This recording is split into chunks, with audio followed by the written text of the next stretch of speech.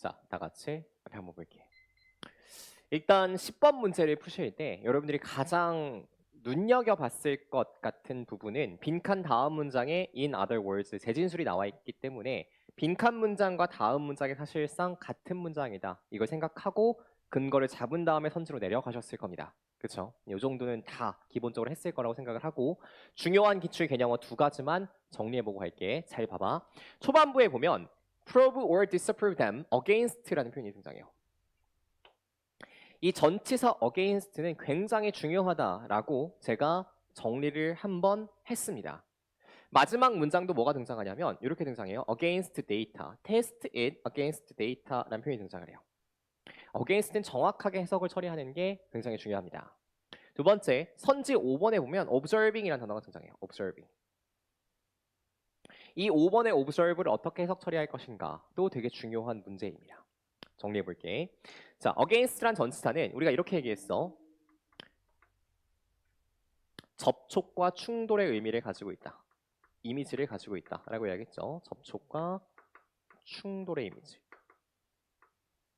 당연히 충돌을 하기 위해서는 접촉이 되어져 있어야 충돌을 하겠죠. 첫 번째, 무엇에 대항하여라는 뜻이 있고,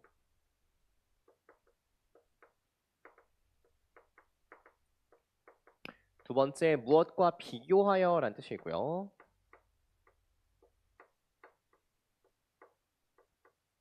세 번째, 무엇에 붙어서라는 뜻이 있다 그랬지?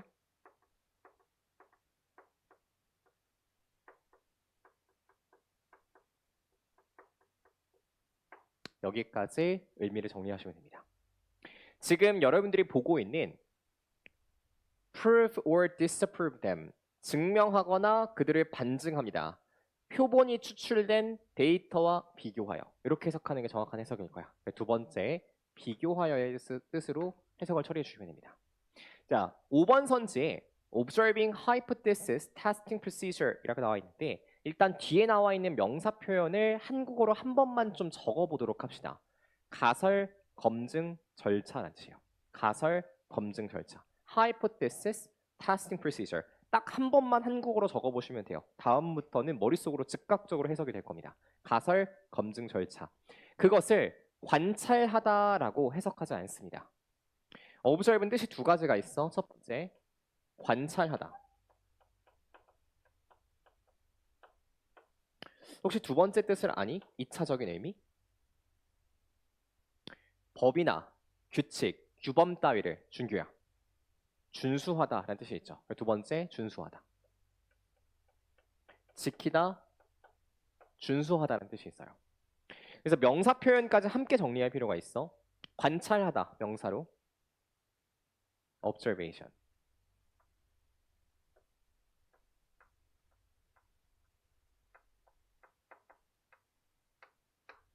준수하다, 명사로 observance라고 쓰죠.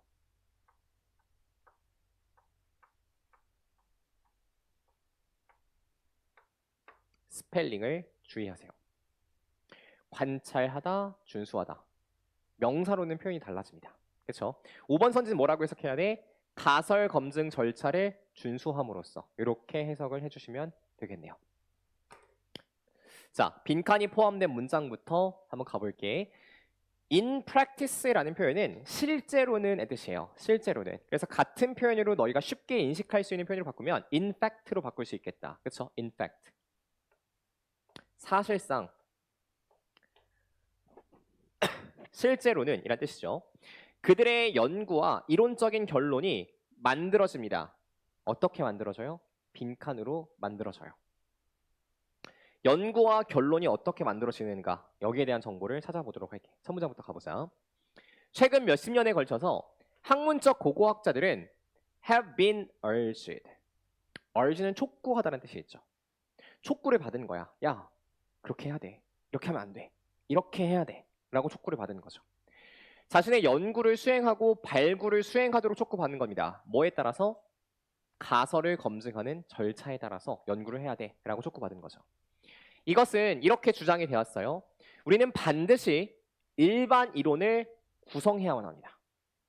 이런 이론이 있을 거야 를 구성해요. 그리고 추론 가능한 실험 가능한 명제들을 추론합니다. 이런 명제들을 추론해요. 그리고 그 명제들을 증명하거나 반증합니다. 무엇과 비교해서요? sampled, 표본을 추출한 데이터와 비교해서 검증하거나 반증하는 거죠. 사실상 이러한 과학적인 방식의 사용은요, 어려움에 직면하게 돼요. 가설 검증 절차를 사용하는 게 쉽다, 어렵다? 어렵다는 거죠. 데이터는 예측하지 못한 문제로 이끄는 경향들이 있습니다. 따라서 고고학자들은요, 지금부터 색깔을 조금 바꿀게. 따라서 고고학자들, 이러한 가설 검증 절차를 따라갔다 라고 주장하는 고고학자들은요, 자기 스스로를 발견하게 됩니다. 뭐 하는 자기 자신을 발견하게 돼? 밑줄 칠게. having to create a fiction. 소설을 써야 하는 자기를 발견하게 된대요. 얘네가 만들어 놓은 이론적인 결론들은 결국 뭐야? 소설 쓴 거다. 이 말이죠. In other words, 다시 한번 재진술을 해보자면 그들은 이미 데이터를 알고 있고 가지고 있었어요. 뭐 했을 때? 그들이 해석을 결정지었을 때. 다시 앞문장에 붙여서 정리해보세요. 해석을 결론 짓는다는 건 결국 무슨 말이야? 결론을 내린다는 뜻이잖아요. 그때 뭐 하고 있었다고? 이미 데이터를 알고 있었다고. 여기가 밑줄이네. 그들은 이미 데이터를 알고 있었어요. 자, 빈칸에 들어갈 말 이미 알고 있는 데이터. 그거 가지고 뭐 했다고? 소설 썼다고요. 그렇죠? 이미 알고 있는 데이터.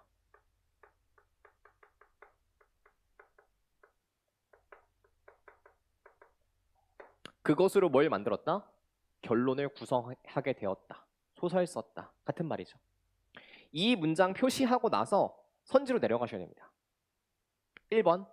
그들이 이미 발견한 데이터로부터 결론을 내렸어요. 정답 몇 번? 1번. 5번. 가설 검증 절차를 준수함으로써 결론을 내렸어요.